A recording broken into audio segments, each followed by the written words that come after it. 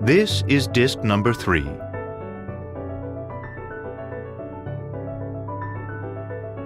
A good commentator, he explained, should 1. Set the scene. 2. Describe the action. 3. Give the score or results regularly and succinctly. 4. Explain, without interrupting, the stadium's reaction to the game's event. 5. Share homework, such as historical facts and figures or personal information. And 6. Assess the significance of the occasion and key moments. These rules provided robust guidance for commentators across diverse events, including the Summer Olympics, Wimbledon, the English Football Association Challenge Cup, and cricket tests everywhere. To gauge their potential, prospective hires for Lobby's commentary teams were often asked to climb to the 7th story of the BBC office building and provide running commentary on the busy West End street below. On one occasion, an applicant was asked to commentate on a table tennis game between BBC employees in the corporate cafeteria. Using Lobby's how-to rules of commentating, the BBC produced a number of multi-skilled broadcasters who could fluidly cover any given sport. How-to rules are particularly helpful when there is extreme pressure and severe time constraint. Consider the Mann Gulch tragedy, perhaps the best-known forest fire in U.S. history. On August 5, 1949, 15 young Forest Service smoke jumpers parachuted from a Douglas dual-prop transport plane into the outskirts of Helena National Forest in Montana to battle what looked to be a routine fire. To be safe, the smoke jumpers landed on the northern side of the gulch opposite the slope where the fire was burning.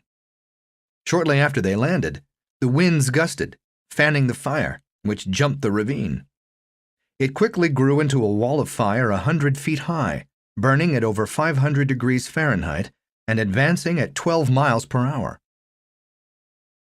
The smoke jumpers, many of them young and relatively inexperienced, panicked and ran from the flames in all directions. R. Wagner Wag Dodge, the seasoned foreman, stopped in his tracks and lit an escape fire to deprive the approaching fire of fuel and instructed the others to join him in lying down atop the burnt-out grass.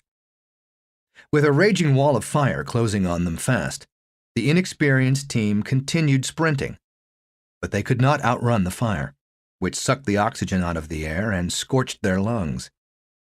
All but Dodge and 2 others died immediately or suffered fatal wounds. It would ultimately take 450 firefighters 5 days to extinguish the Mann Gulch fire, one of the deadliest forest fires ever. At the time of the Mann Gulch fire, the U.S. Forest Service had 4 simple rules for how to deal with out-of-control fires. 1. Start an escape fire in the path of the advancing fire if possible. 2. Go to where the fuel is thinner. 3. Turn toward the fire and try to work through it. 4. Don't let the fire choose the spot where it hits you. Facing a wall of fire, the foreman Dodge did exactly as the rules guided. He ran to the high ground where the grass was sparse, burned an escape fire, and lay on its ashes. Later investigations attributed the disaster, in large part, to the crew's unfamiliarity with the smoke jumpers' rules for dealing with dangerous fires. The crew was young. Most were in their teens or early 20s and fighting fire as a summer job. Absent time to think through what to do, their ignorance of the rules cost them their lives. How-to rules can also foster artistic creativity. At first glance, this seems counterintuitive because following the rules and being creative are often viewed as antithetical. The reality is, however, that a blank canvas and no rules on how to fill it can overwhelm an artist with too many degrees of freedom. A recent study experimented with approaches for sparking creativity among 180 Chinese high school students. The students were assigned 2 tasks, to complete a story and design a collage from stickers, and divided into 3 groups. The first group was simply given the assignment, while the second group received the additional exhortation, please try to be creative. The third group received the assignment and simple rules on how to complete the activity, such as fold or tear the stickers to vary the shape and size of the materials. 4 independent judges assessed creativity and agreed 75% of the time for stories and 86% of the time for collages. The group that received the simple rules was deemed the most creative.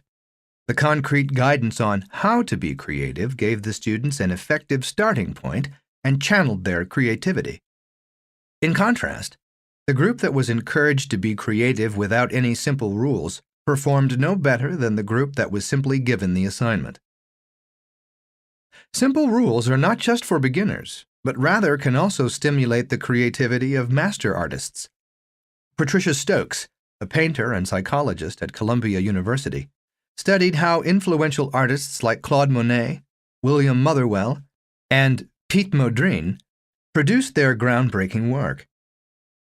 She argues that truly original artists work by imposing constraints on themselves in terms of the subjects they paint, materials they use, and artists they draw upon for inspiration. Monet, for example, purposefully limited his subjects, repeatedly painting pictures by the dozens of subjects like grain stacks and water lilies. This self-imposed constraint allowed him to focus on exploring how light changes, and his exploration helped spark a transition in the art world from representation to impressionism, setting the stage for 20th century artists such as Picasso. By constraining infinite possibilities, simple rules allow creativity to flourish, less from thinking outside the box and more from deciding how to draw the box in the first place.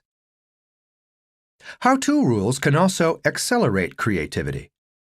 In the span of 2 years, the White Stripes produced 2 albums that are widely considered among the best of the 2000s. And the British newspaper The Guardian called the rock duo the key band of their time.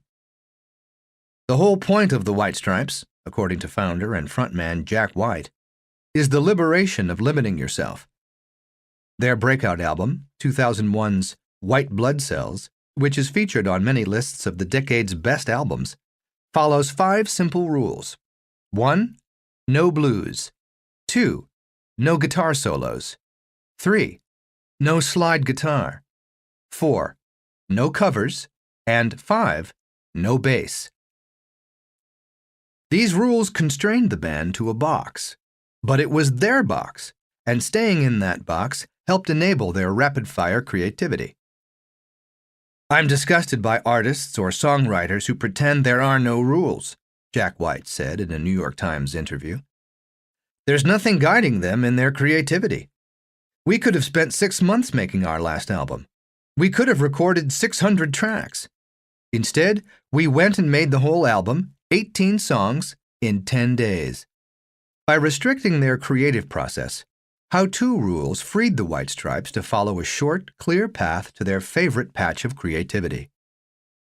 For creative products with multiple iterations, like the Grand Theft Auto series of video games or a long-running TV show, simple rules can help balance novelty and continuity and add a dash of efficiency to the creative process. Elmore Leonard was working on his 46th novel when he died at the age of 87. Leonard's work spanned multiple genres and formats. He wrote westerns, crime fiction, and suspense thrillers, and churned out novels, short stories, and screenplays.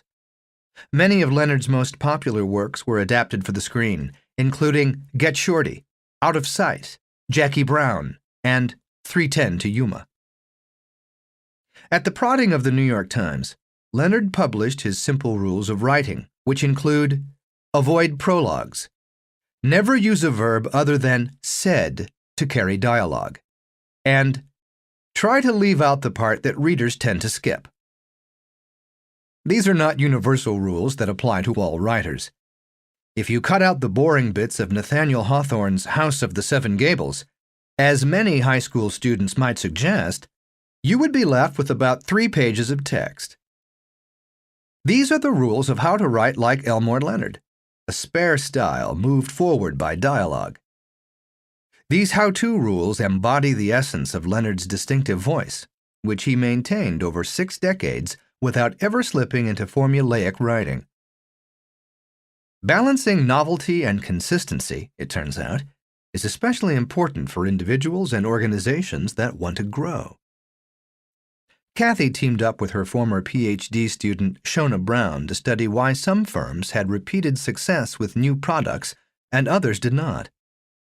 Based on their global study of computer firms, they discovered that the most successful firms were poised between too much and too little structure, creating an edge of chaos. Small tips either way, too little or too much structure, caused serious blips in the new product pipeline in this very volatile industry. The firms that eschewed rules altogether were soon overcome by complexity, dissipating their scarce time, attention, and cash in the pursuit of any opportunity that passed their way. But the firms that followed many rules were too slow and stodgy. The environment of these technology-based companies was far too complex for a structured solution, enumerated in a fat rulebook, to ever make sense. Kathy and Dawn saw the same edge of chaos phenomenon when they compared the top firms that emerged from the late 1990s internet boom to the biggest flops. The more successful firms, including then-fledgling startups like Yahoo and eBay, did things very differently from firms that failed. The winners selected a critical process, such as new product development, acquisitions, or geographic expansion, that put the company in the flow of growth opportunities. They developed a short playbook of simple rules with enough structure to scale up that process and fuel expansion. For Cisco, a key bottleneck process was new technical ideas, and the firm focused on simple rules for how to acquire those ideas from small and often local firms. With Yahoo, growth depended on adding new services, and the bottleneck process was alliance formation, shaped with only a few how-to rules like no exclusive deals and basic service is always free.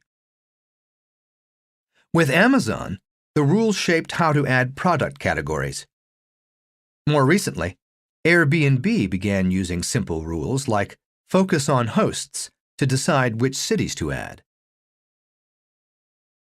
One of the best examples of growth at the edge of chaos is Google, where Kathy's co-author Shona became Senior VP of Business Operations.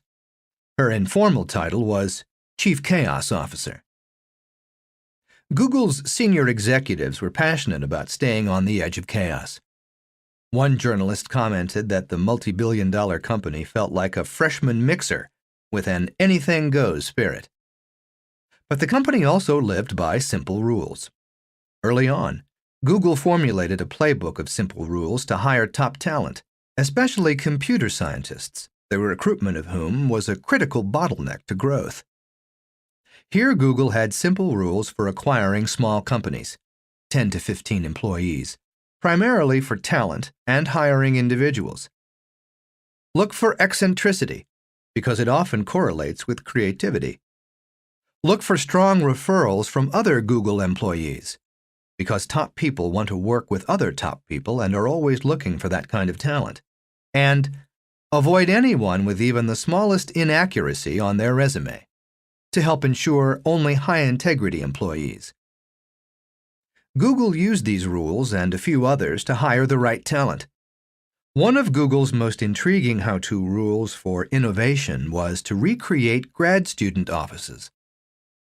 Although Googlers could decorate their offices as they liked and name their own conference rooms, their offices were open plan and sized like cramped grad student cubicles.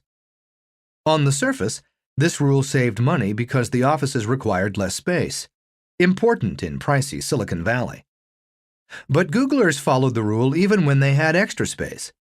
The cramped quarters heightened communication and creative exchanges and helped keep even Google's millionaire employees in hungry, underdog startup mode. How-to rules address the basics of getting things done without prescribing every detail of what to do. They work well in situations where the unexpected is the expected, like Jack's Bar, where every night the crowd and vibe were different, and sportscasting, where no match is ever quite the same.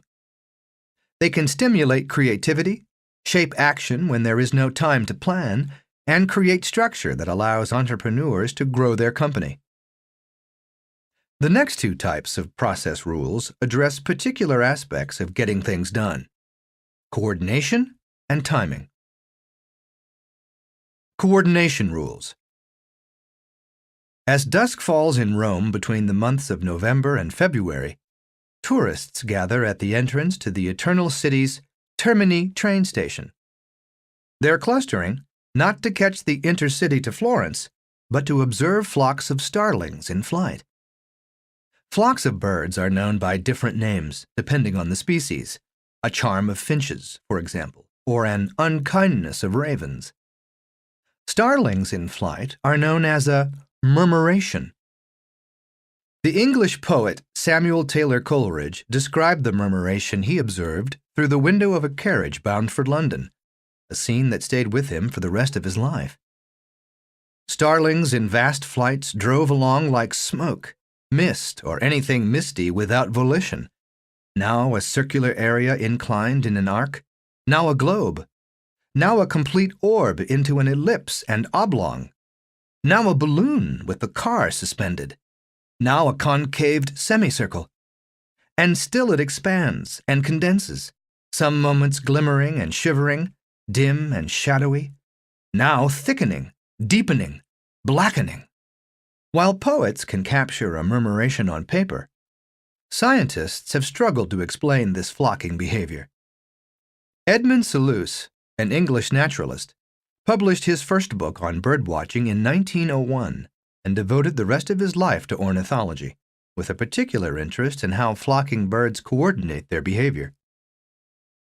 After 3 decades of close observation, Sull wrote a book in which he proposed to explain how hundreds or thousands of birds could fly in close formation, darting and dodging in unison.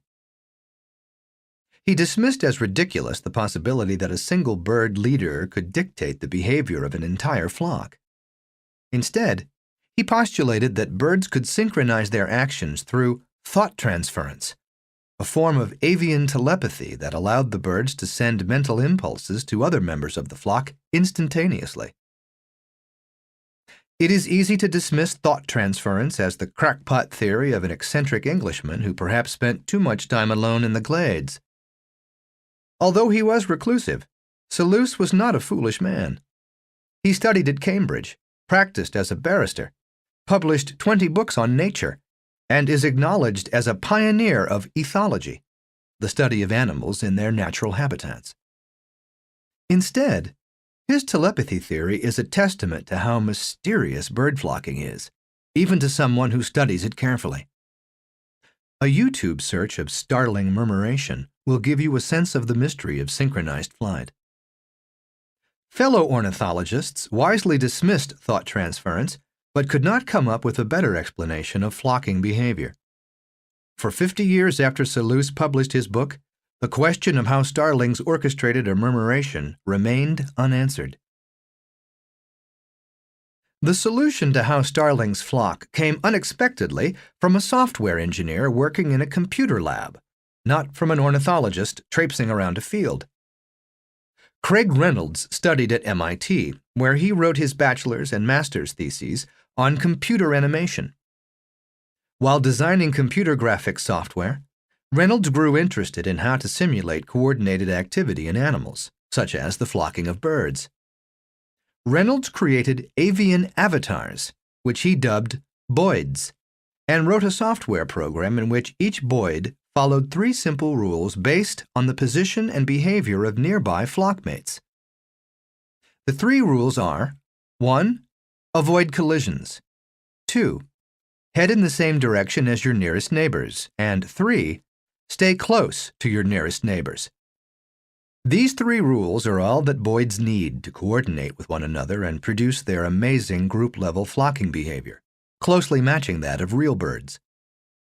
Behavioral biologists who tested Reynolds' rules in the wild found that they could explain collective behavior in a wide range of settings, including how mosquito fish shoal, starlings flock, and pedestrians self-organize into orderly lines on busy streets.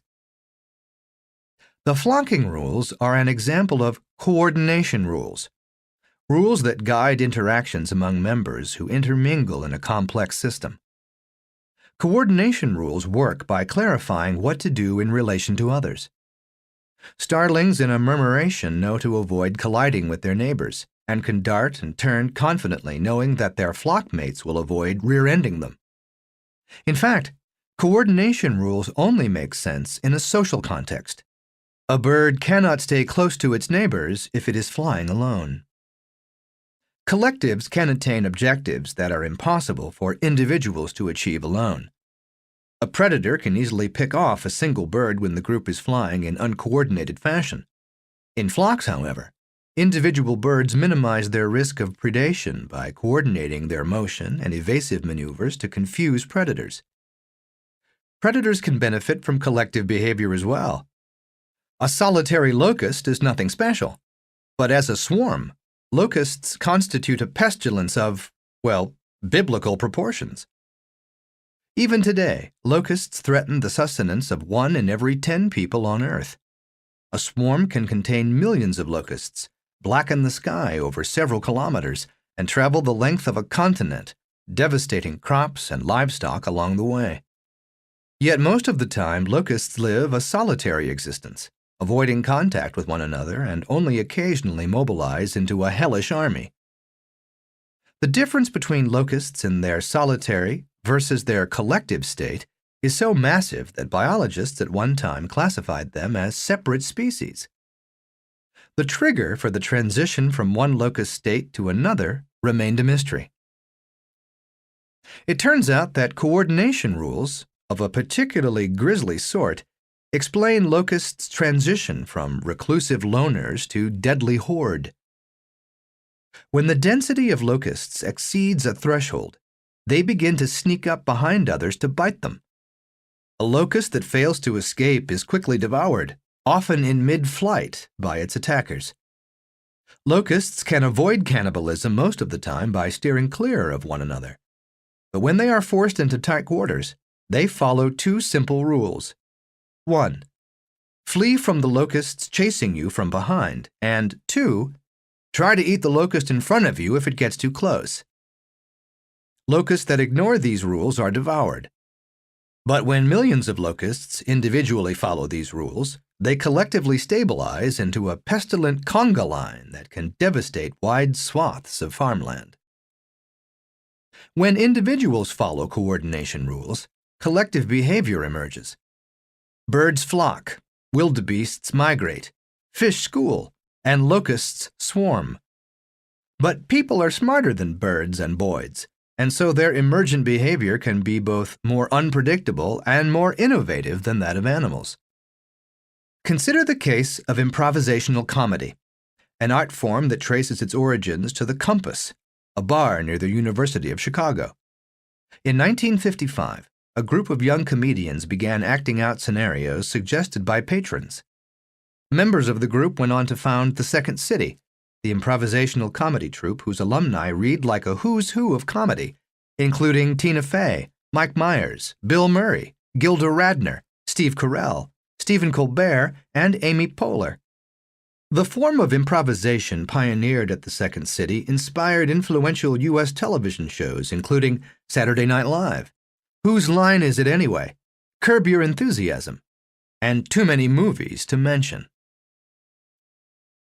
In contrast to stand-up comedians who succeed or bomb alone on stage, improvisation is a team effort where it is hard to look good unless everyone else does. Few tasks are as daunting as getting on stage with a group of actors whom you may barely know and making up a performance as you go along, with the proviso that your performance must be hilarious. As a team, improvisers must incorporate unexpected twists, reuse earlier material, and weave disparate themes into a fluid narrative.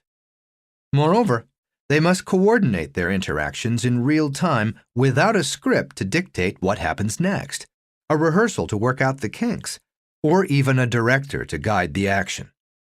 All of this is done in front of a live and potentially hostile audience. When you think about what is required, it is a miracle that improvisation ever succeeds. In the 6 decades since its founding, the community of improvisational comedians has experimented with countless practices, abandoned those that bombed, and informally codified the ones that work into rules of thumb to coordinate actions on stage. While comedians may have their own idiosyncratic principles, a handful of widely shared rules have emerged through collective trial and error. The best-known rule is to build on whatever is said or done just beforehand by saying, "Yes, and?" Another rule is, don't tell jokes, because they often stifle an emerging storyline by imposing an artificial punchline onto an organic situation. The rule to make others look good underscores the importance of helping other players shine. In improv, prima donnas just make everyone, including themselves, look second-rate. Instead, you help yourself by helping the group. While coordination rules work well for groups like improvisational comedians, jazz bands, and basketball teams that are all interacting in plain view, they are also helpful in situations where coordination must take place over space and time.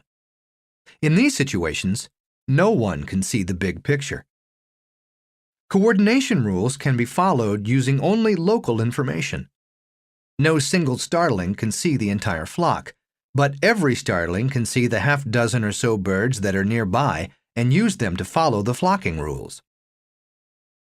Coordination rules also allow for adaptation to local conditions while still recognizing the group objectives. So by following the rules, starlings can adapt to local surprises, like power lines blocking their path, then quickly rejoin the group. Battle is one domain that requires a mix of local and global rules. Coordinated behaviors are crucial for victory, but the fog of war often obscures the big picture. To foster battlefield coordination, Napoleon is reputed to have issued a standing order to march toward the sound of gunfire, a simple rule that enabled his officers to coordinate their activities without knowing exactly what was happening. Generals and soldiers could locally adapt to the facts on the ground, such as deteriorating weather, a gap in enemy defenses, or unexpectedly intense resistance, which were impossible to anticipate. But the rule also helped ensure that the fighting force would arrive where it was most needed and would have the most impact.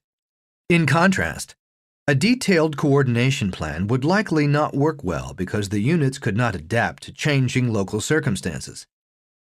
At the other extreme, if every Napoleonic general relied solely on his own initiative, there would be no coherence, and the battlefield would degenerate into disconnected firefights.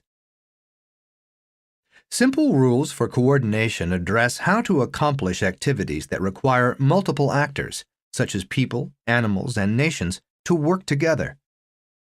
Coordination rules delineate what to do, and likewise what others should do, so that collective objectives like winning battles and flying safely can be achieved.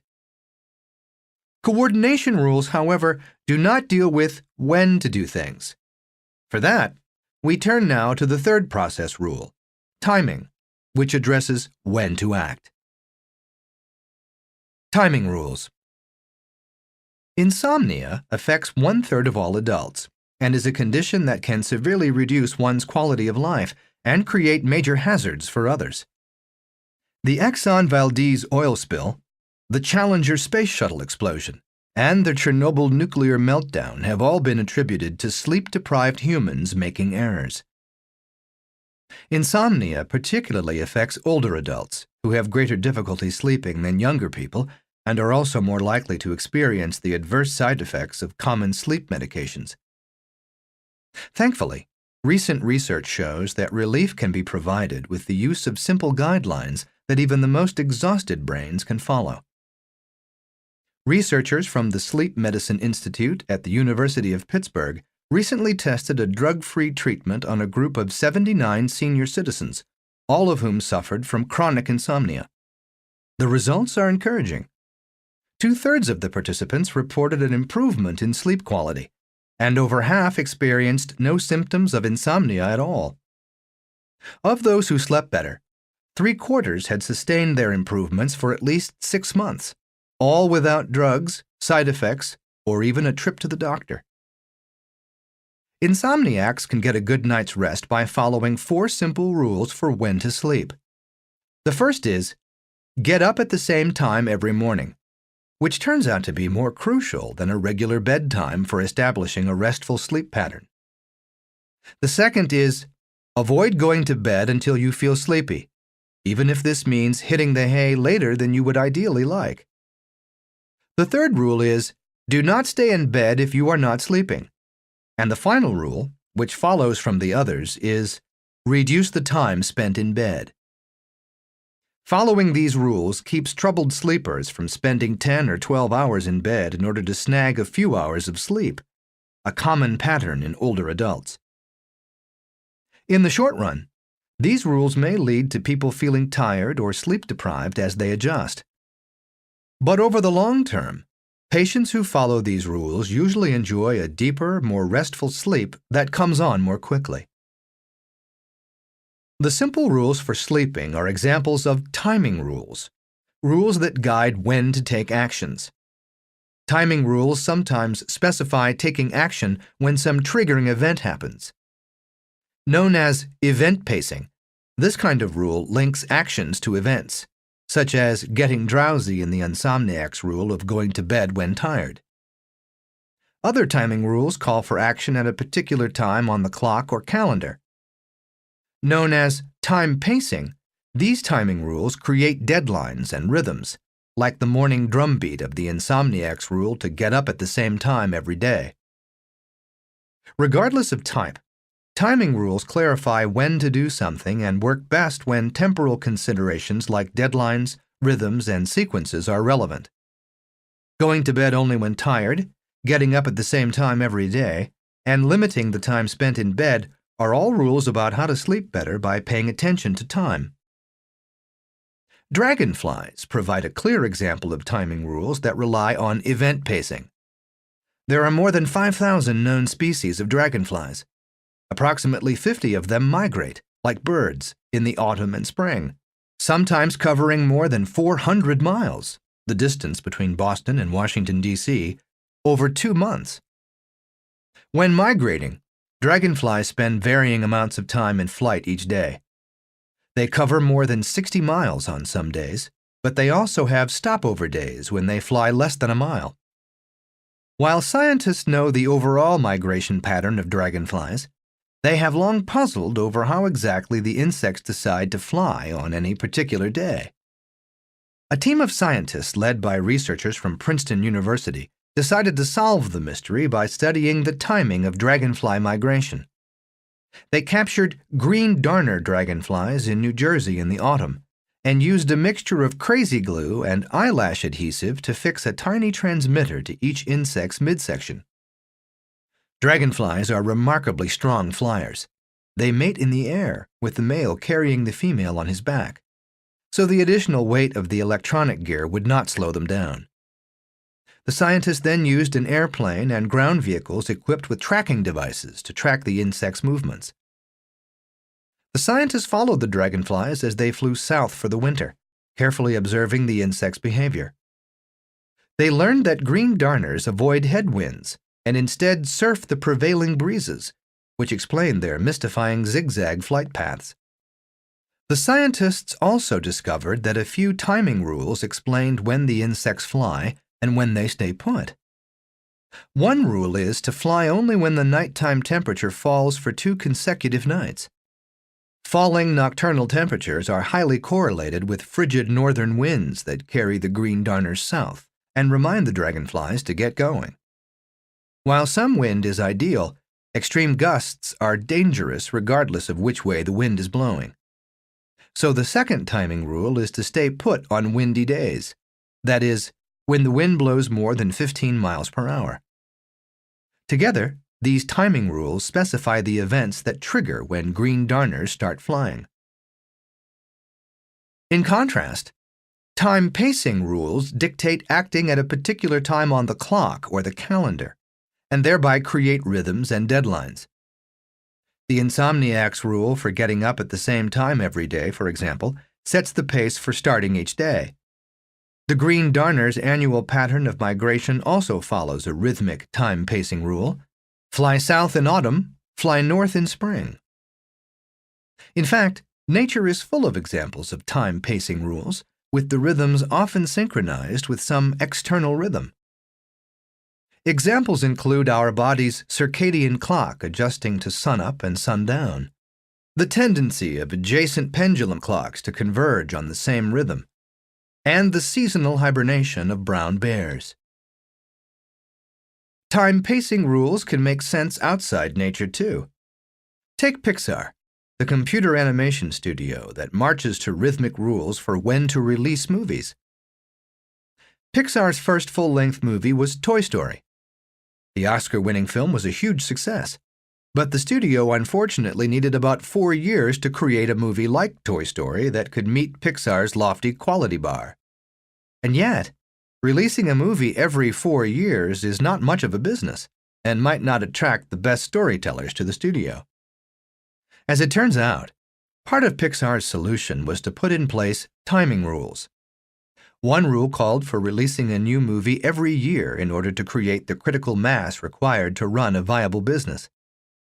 A second rule was to release movies at Thanksgiving, and so synchronize the studio with the kickoff of the holiday season, one of the 2 annual peaks of family moviegoing when box office revenues and product tie-ins soar.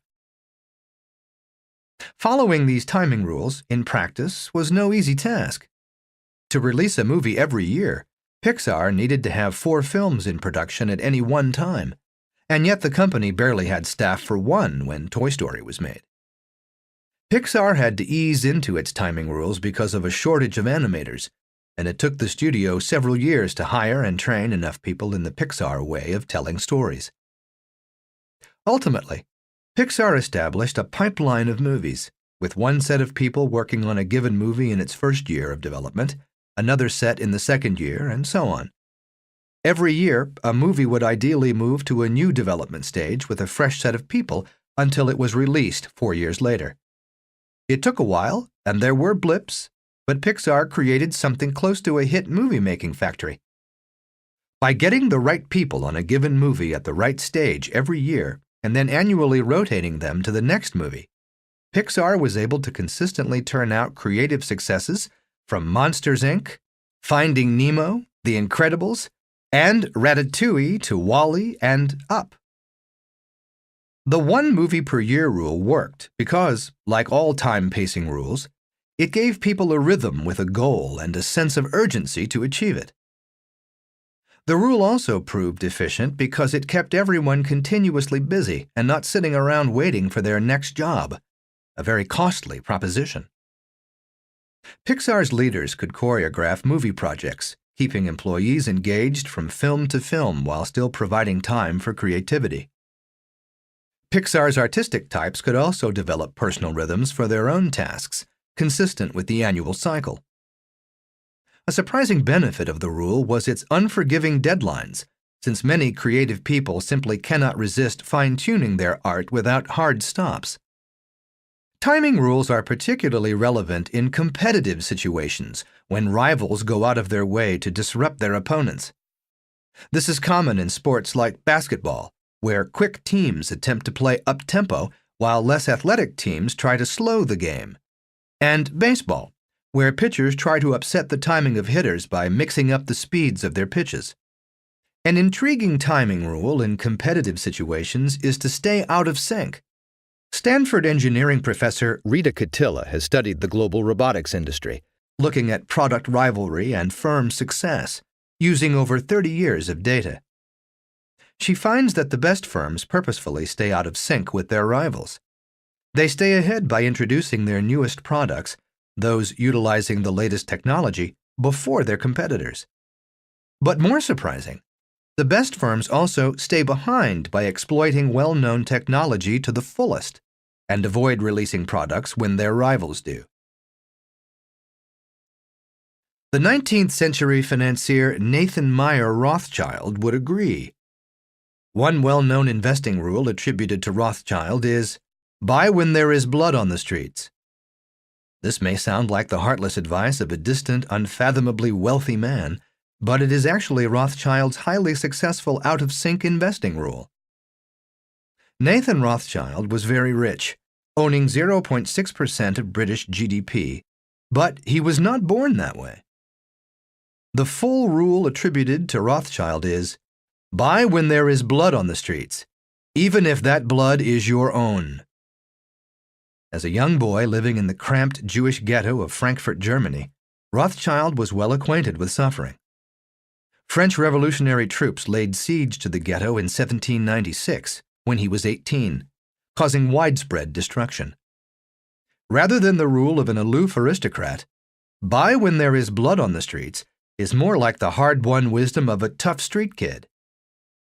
According to the rule, when there is a crisis, and precisely when everyone else is most likely to freeze, panic, and give up hope on an asset, do the opposite and invest.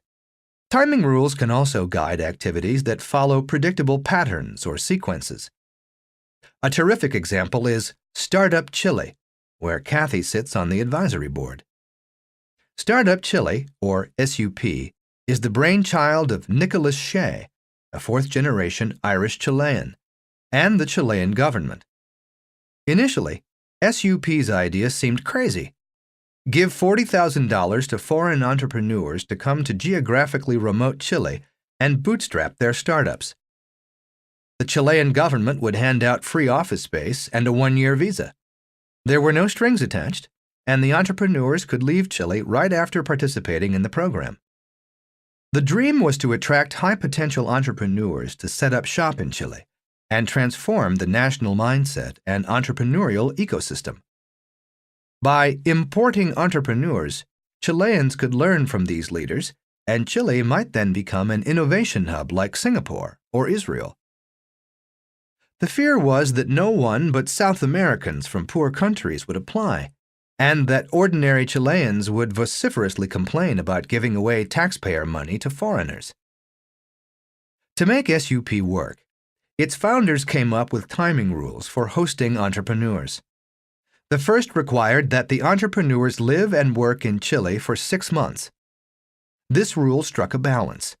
6 months should be enough time for the entrepreneurs to make a difference in Chile and be tempted to stay, but not so long that they would be reluctant to commit to the program in the first place. A second rule mandated that the entrepreneur's performance be reviewed at 2 months. This rule came about because a small minority of entrepreneurs simply did not work out, and this was usually apparent quickly. It was best for both parties to take swift corrective action. A third rule came later and set the 4-month timing for Demo Day, when entrepreneurs would present their progress to outsiders. Together, the rules drove a relentless 2-month cadence with momentum-inducing milestones, but the rules didn't spell out exactly what each entrepreneur should do. SUP illustrates another major point. The 6 types of rules: boundary, prioritizing, stopping, how-to, coordination, and timing are often used in combination. SUP combined boundary, what to do, prioritizing, what is important to do, and stopping, what to cease doing, rules to structure the choice of entrepreneurs. Select teams with business experience and personal networks, for example, is a boundary rule which acknowledges that the quality of talent and connections matters as much as or more than the initial idea for the entrepreneurial ecosystem, and that experienced entrepreneurs are the best role models for Chileans. By contrast, there was no rule about fitting in with Chile's core industries like copper, agriculture, winemaking, and fishing.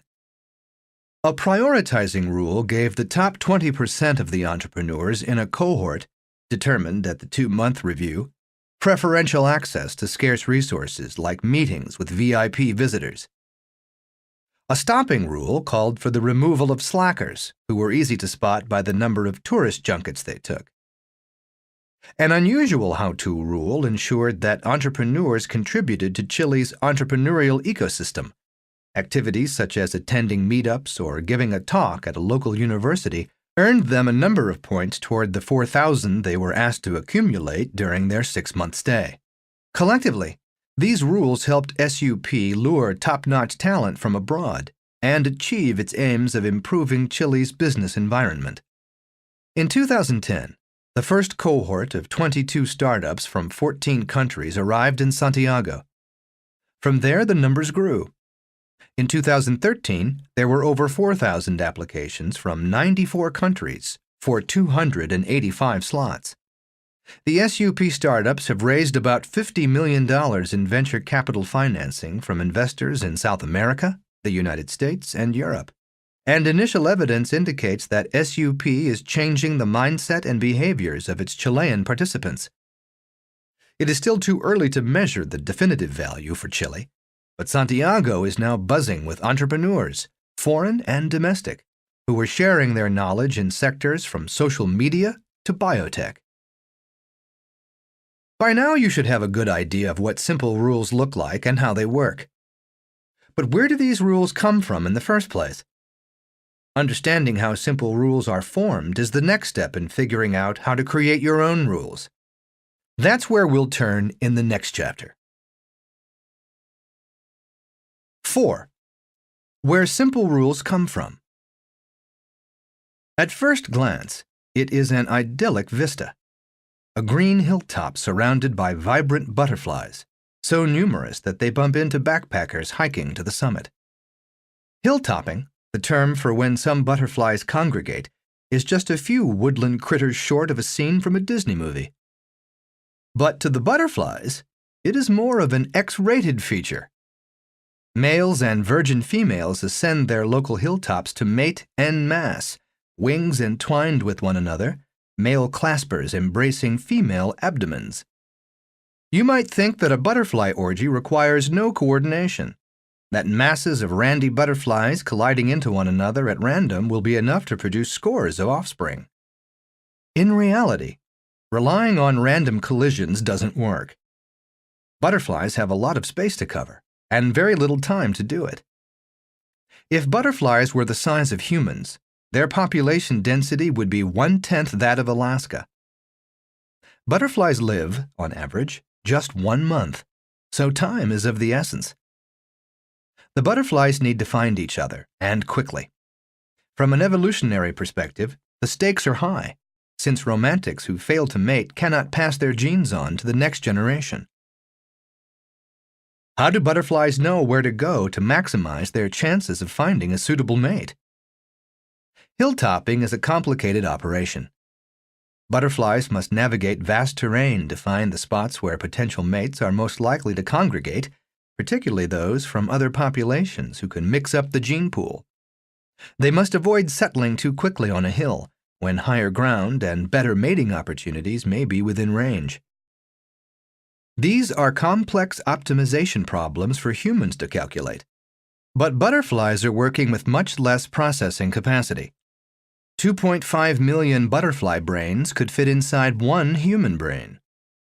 Biologists have established that animals like butterflies, salamanders, and wild goats use simple rules to navigate complex terrain. To see whether butterflies relied on simple rules, a multinational team of scientists studied the Melitia trivia, a butterfly with a wingspan of 1 inch, native to the Mediterranean and Middle East. The team released 100 adult butterflies in Israel's Lahav Hills, an area noteworthy for its complex terrain and proximity to the ancient city of Beersheba. The butterflies were released from different starting points, including hilltops, dry stream beds, and slopes. An observer tracked each butterfly on foot, carefully maintaining a distance of 1 meter to avoid casting a shadow on the insect's path, and planting flags to mark the flight path. The scientists found that a handful of simple rules guided how male and female butterflies search for one another. First, fly uphill most of the time.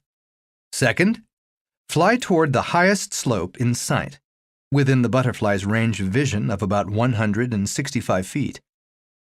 Third, pause to check out local peaks, even if they are not the highest, but leave if you do not get lucky right away. Fourth, periodically make a random movement to avoid getting trapped on a summit that is the highest peak in the nearby vicinity, but not the highest overall. The same team later used computer models to test how well these rules would predict butterflies' behavior over a dozen maps of real landscapes. They found that the rules explained real-life butterfly hilltopping behavior over a wide range of terrains. Hilltopping works.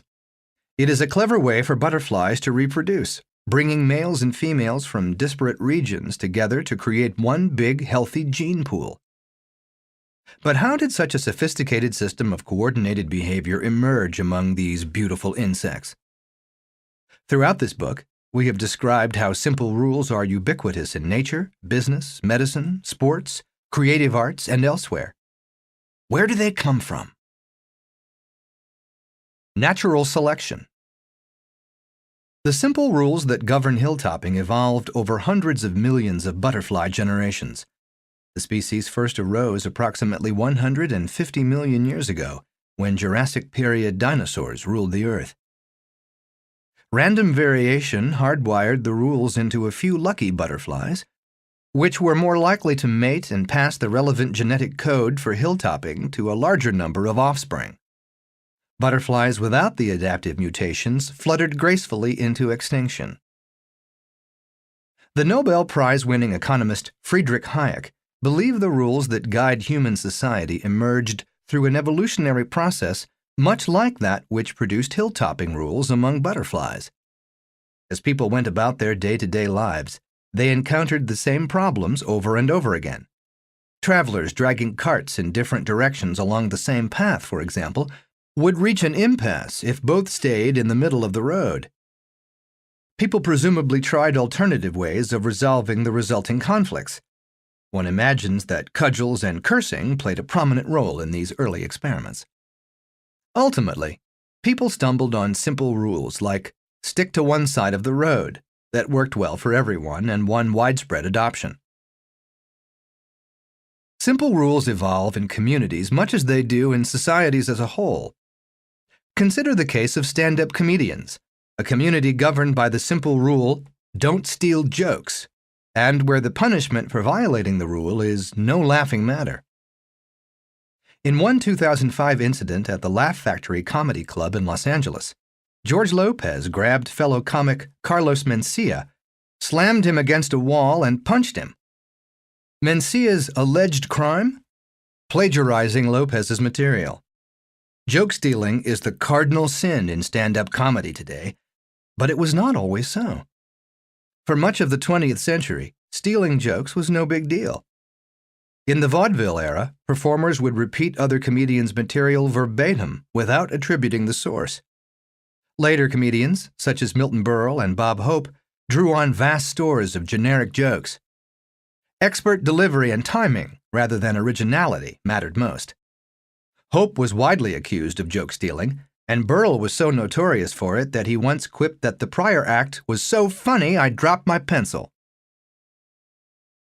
In contrast, the current generation of comedians, including Jerry Seinfeld and Louis C.K., rely on distinctive routines that mirror their individual personalities rather than standalone one-liners. Modern comedy is driven by unique material rather than expert delivery, and today's comedians have worked out rules to protect their intellectual property and sanctions to enforce these rules. The don't steal jokes rule emerged, like the rules of the road, out of ongoing interactions among community members, without any particular guiding hand, and is strictly enforced by the community itself. Recall the haute cuisine chefs in Chapter 1.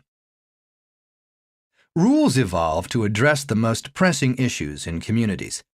In the case of stand-up comedy, the resolution of who owns a joke is both an essential and non-obvious issue. For example, comedians often formulate material collaboratively. In this instance, the rule gives ownership of the joke to the person who came up with the premise, rather than the punchline. This rule arose through discussions among comedians and spread. When two performers come up with similar jokes, the rule is that the first person to perform the joke on television owns it, giving authorship to the comedian who can prove he or she told the joke first. Another ownership issue, what to do when one comic sells a joke to another or writes the joke as the comic's employee, is resolved by the rule that the person who paid for a joke owns it, and the originator cannot publicly identify herself as the joke's writer. While evolved rules benefit from legitimacy and relevance, they also have weaknesses. Evolved rules are often implicit and deeply entrenched, making it difficult to examine them critically when circumstances change, or abandon them when they become dysfunctional. Entrenched rules may prevent people from imagining alternative ways of behaving. New comedians, for example, are likely to imitate the rules of famous comedians without thinking much about why they're doing so. Without a guiding hand, rules often take on a life of their own. The hill-topping rules of butterflies are elegant and effective, but their formulation required tens of millions of years and billions of evolutionary dead ends. The community of comedians developed its rules for joke ownership faster, but the rules still took time to evolve. An unguided evolutionary process can lead to effective rules, but those rules are often implicit and deeply ingrained, qualities which do not allow for easy adaptation. Luckily, people aren't butterflies. We can take a more active role in forming our own simple rules. Over more than a decade of studying simple rules and working with individuals and organizations to develop them, we have identified 4 approaches that people commonly use to formulate rules. People can develop their rules through thoughtful engagement with their own experience, a particularly effective approach for those with lots of relevant history. People can also develop their rules by adopting the experiences of others, as conveyed through first-hand advice, books, and analogies. This approach works especially well when there is a close match between the borrowed experience and the situation at hand. When high-quality scientific evidence exists, distilling it into simple rules can be the best approach. Finally, simple rules can arise through negotiation, when diverse stakeholders have divergent aims and views of what to do. Codifying personal experience. In a comedy hall of fame, Tina Fey would be a first-ballot inductee. Her stats, 8 Emmy Awards, 2 Golden Globe Awards, 4 Screen Actors Guild Awards, speak for themselves. After starting her career as an improvisational comedian at the Second City, Fey took a job writing and then performing for Saturday Night Live. There, she became the first female head writer in a profession dominated by men. She went on to produce and star in the highly acclaimed 30 Rock, a show loosely based on her time as head writer. Fey is noteworthy not only for her successes, but for the variety in her career. In the span of 2 decades, she moved through a series of diverse roles including stand-up comedy, writing, leading a team of writers, producing a show, and starring in feature films. Fey is an incredibly talented comic, yet simple rules also play a role in her success. In an insightful article, Fey distilled what she learned from her experience with Lorne Michaels, the legendary producer of Saturday Night Live. She articulates 9 rules for managing a comedy show, 5 of which deal with handling extremely creative people. Rule number 4 states, when hiring, mix Harvard nerds with Chicago improvisers and stir. The Harvard Lampoon alumni bring logic and sophistication to the humor, while veterans of improvisation know what will work in front of a live audience. Rule 9 is, never tell a crazy person he's crazy, which recognizes that the most creative people are often the most eccentric. Values are another source of rules that often arise from personal experience. Personal values can dictate what is correct and even essential to do. The rules of the late Steve Jobs, for example, dictated the clean, intuitive designs of Apple products for decades and reflect his personal aesthetic. Those who value energy conservation may adopt rules to buy only locally grown organic produce because of its lower transportation costs and avoidance of energy-intensive chemical fertilizers. The rules of the crowdfunding site Indiegogo require that any project be legal and not promote hate or violence, but after that, anything goes. Indiegogo's rules reflect its founders' values that everyone has the right to go after their dreams on the internet, from getting a root canal funded to making a movie. Parenting is another domain where values often shape the rules. Some parents prize independence and self-confidence in their children. Consistent with these values are the parenting rules of noted child psychologist Debbie Glasser, which call for paying attention to your child's positive behavior and entrusting him or her with household chores. Some parents have values that favor education and collective effort, and their parenting rules often call for close involvement with their children's activities and an emphasis on academic achievement. It's common for people to derive their simple rules from experience, and this makes sense. By drawing on their own experience, people are more likely to create relevant rules and to understand where the rules came from and why they matter. When people develop rules themselves and base them on values that matter to them, they also feel a greater sense of ownership over their rules. People are more likely to use rules devised by themselves, reflecting their own values, rather than those imposed on them by someone else. Moreover, when people invest the time to reflect on their experience and codify it into rules, they typically do so to achieve some goal that matters deeply to them, like producing a winning comedy show or successfully raising a child. If they believe the rules will help them to do a better job on something that really matters, they will use them. People also draw on their experience to solve specific problems. In a study she conducted while a professor at the University of Michigan, Leslie Perlow looked at a team of 45 employees who were designing a new laser printer at a Fortune 500 company. The printer was to sell for 1/10 the price of the previous product, a challenge made even more difficult when senior executives slashed the timeline from a leisurely 4 years to a meager 9 months. The division was bleeding cash, and the new product, codenamed Pearl, was the hoped-for salvation. To develop the printer, the engineers needed long stretches of uninterrupted time to work on their own parts of the design, but they also needed to talk with each other to coordinate the overall plan. The project's tight schedule led to endless minor crises, which in turn created constant interruptions that delayed individual work. Some engineers compensated by working nights and weekends to catch up, leading to heightened stress and even burnout. Others felt obligated to prioritize their own work and skimped on the necessary coordination, creating snags later on. Perlow spotted the downward spiral as the engineers struggled to balance solo work and cooperation under a tight timeline. Based on her experience, she suggested that the team adopt a simple rule to establish quiet times for individual work.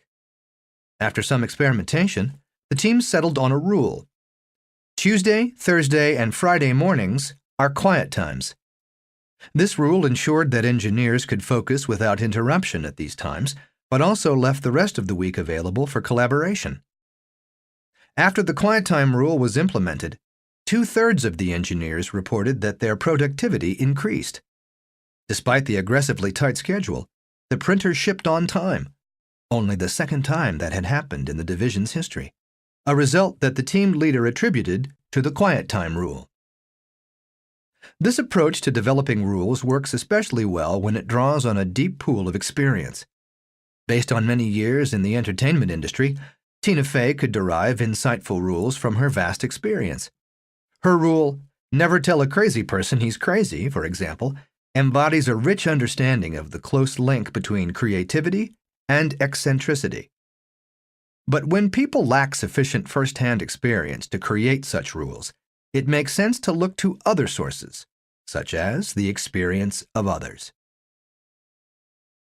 Drawing on the experience of others. The experience of others can be as valuable as one's own experience in shaping people's simple rules. Advice from experienced people about how to parent, play poker, or manage people, for example, whether given directly or conveyed through a book or magazine article, can prove useful in formulating one's own approach. Personal observation is another effective way to learn what works for others. We also use analogies, finding similarities between our own experience and others, which can streamline the process of devising our rules. When people face an unfamiliar situation, they often recall a similar situation that they have heard about or seen, draw lessons from it, and apply those lessons to their current situation. When they do so, they are using an analogy. When applied to crafting simple rules, analogies involve three elements: a new situation, a prior example that is similar in important respects to the new situation, and rules that can be transferred from the prior example to the current situation. A useful analogy can help people save time and effort in formulating their rules. Analogies to existing companies and other competitive domains like sports and battle are a favorite approach of entrepreneurs looking for guidance in attacking new opportunities. Netflix is an example. In 1997, Reed Hastings was annoyed by a $40 late fee on his rental of the video Apollo 13 from Blockbuster. As an already successful entrepreneur, he recognized a golden opportunity to create better customer service than that delivered by video rental stores by exploiting the emergence of DVDs and the rise of the Internet. He launched Netflix as a service that let consumers order DVD movie rentals online and receive them at home by mail. Hastings initially conceptualized Netflix as the online version of the offline giant Blockbuster. This early analogy helped to shape the template of simple rules that guided how Netflix structured its activities, such as rental decisions. To charge $4 per rental, for example, and set a return deadline with late fees. Since analogies are holistic solutions, they do well in complex situations, providing a ready-made framework for a new endeavor. In the case of Netflix, Blockbuster had already refined a set of rules that worked well, some of which Netflix just copied. The Blockbuster analogy also clarified what Netflix, as the online Blockbuster, was trying to do for customers and investors. Since analogies are rarely a perfect fit, they are often most useful as a starting point for simple rules, not an end point. Hastings later upgraded these initial rules to better ones, switching to monthly subscription pricing and dropping the deadline rule. But the Blockbuster rules helped Netflix get started. Analogies can be a powerful source of rules even when the comparison involves two very different domains. A cross-disciplinary team of scientists in Japan, for example, studied the optimal way to design a commuter rail network for Tokyo and its surrounding communities. Designing a commuter rail system is a complex proposition that demands hard trade-offs between the costs of building and maintaining a network to transport passengers efficiently from one location to another, and the costs of creating redundant pathways to counter possible disruptions.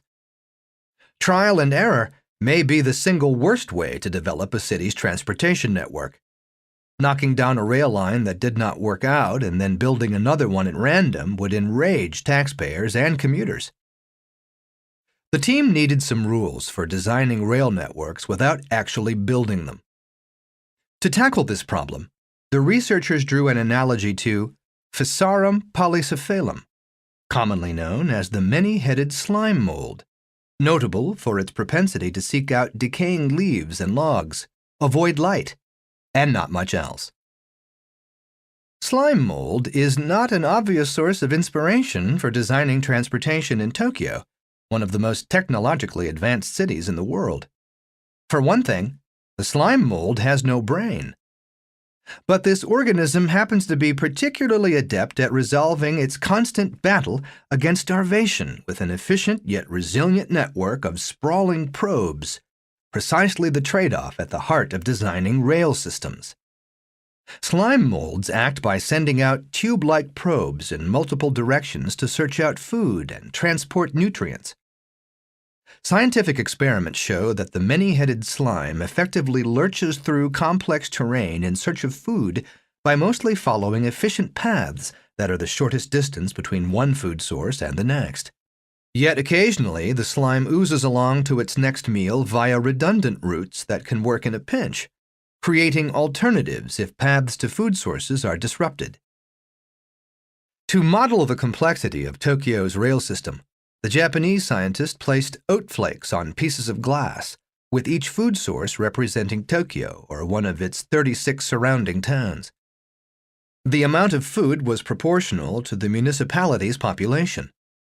The scientists then watched as the slime mold figured out its food network. It grew from Tokyo outward, creating a network of interconnecting tubes that looked much like the existing rail system. The researchers then added lights, which slime molds avoid, to stand in for physical features like mountains and lakes where rail systems cannot go. From their observations, the team codified the how-to and stopping rules for the slime's expansion, which included 1. Begin by searching randomly in many directions for food. 2. When you find food, thicken the tube. And 3. When you don't find food, shrink the tube. The scientists used these rules to build a computer simulation to determine the optimal rail network. By experimenting with variables, such as the amount of food per city or the size of tubes, the scientists could try out various designs to find the optimal network, all without laying a single kilometer of track. By studying organisms that evolved over millions of generations and codifying their simple rules, scientists could incorporate the wisdom of millennia into cutting-edge design. Designing a railway using slime mold might seem like an esoteric illustration of learning simple rules from the experience of others, but drawing inspiration for simple rules from the animal world is not so rare. Termites, bees, and other social insects provide a particularly fertile source of simple rules. They have enough collective intelligence to accomplish complex tasks like finding nests or migrating long distances, but since each animal has little brain power and few physical skills, their actions can often be captured by simple rules. The results of simple rules learned from ants, for example, are seen by many people every day in their own homes.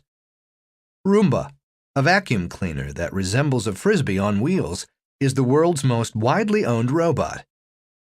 Rather than attempting complicated calculations, such as mapping the floor to be vacuumed, Roomba is programmed to follow simple rules that its creators learned from watching how ants forage for food. The precise rules that guide Roomba are proprietary, but observing the robot in action suggests the following. 1.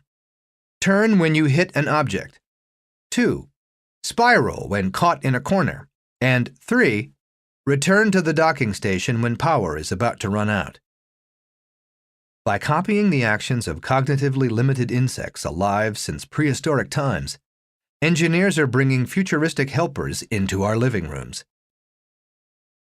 Learning from another's experience can be helpful in crafting our own simple rules when the essential features of that experience correlate with our own. But it's possible to be misled by superficial features when deciding whether an analogy works. In one study, 2 groups of international relations students were asked to recommend a political strategy for a complex, fictitious border conflict between a small democratic country and a large totalitarian one. While both groups received identical scenarios, the first group also received superficial details like the involvement of a U.S. president from New York and the presence of refugees leaving in boxcars. Without being asked to draw historical comparisons, these participants nonetheless often advocated aggressive military action consistent with the Second World War. The second group received the identical situation except that their superficial details included a U.S. president from Texas and refugees fleeing in small boats. These participants were significantly more likely to advocate passive, non-military action consistent with the lessons often drawn from the Vietnam War. The superficial details the groups received were not relevant to the choice of political strategy, and yet the participants were easily swayed by these details to draw an unhelpful analogy. Analogies and other forms of vicarious experience can provide a useful starting point in formulating simple rules when the 2 situations share important features. There are, however, cases in which the experience of others takes the form of disciplined scientific evidence. When this evidence is high quality and substantial, it may be possible to create simple rules by distilling it. Distilling scientific evidence. Throughout this book, we have used examples of simple rules derived from scientific evidence. Think of the 4 rules to beat insomnia and the simple rules for diagnosing depression. Scientific knowledge accumulates over time as researchers conduct diverse studies looking at complex phenomena from unique vantage points and with distinctive methodologies. Scientific evidence, however, is not inherently simple. The resulting knowledge is often full of qualifications and contingencies that hold under some circumstances, but not others. One way to develop simple rules is to review a body of scientific research, sort through to determine the most consistent findings across studies, and distill these findings into a few simple rules. Doctors, for example, often rely on just such a distillation process to develop the rules of thumb to diagnose specific illnesses. A significant issue in medicine is how to diagnose children with serious infections. Such infections are rare. Well under 1% of all children seen by pediatricians are suffering from them. But when serious infections do occur, they pose a mortal threat to children, particularly those under the age of 4, and account for 20% of childhood deaths in some developed countries.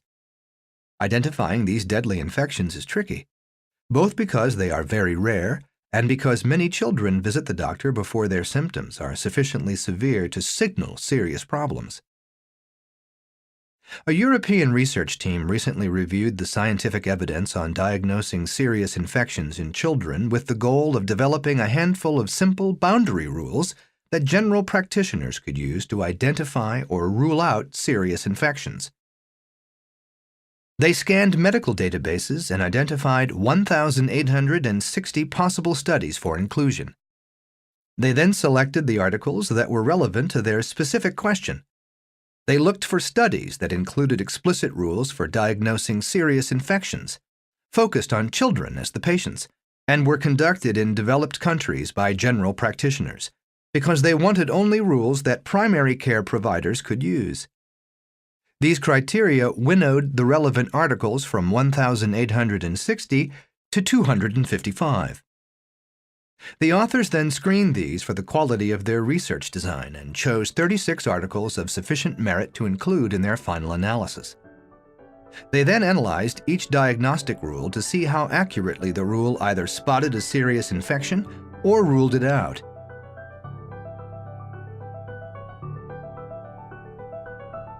This is the end of disc number 3. Please insert disc number 4.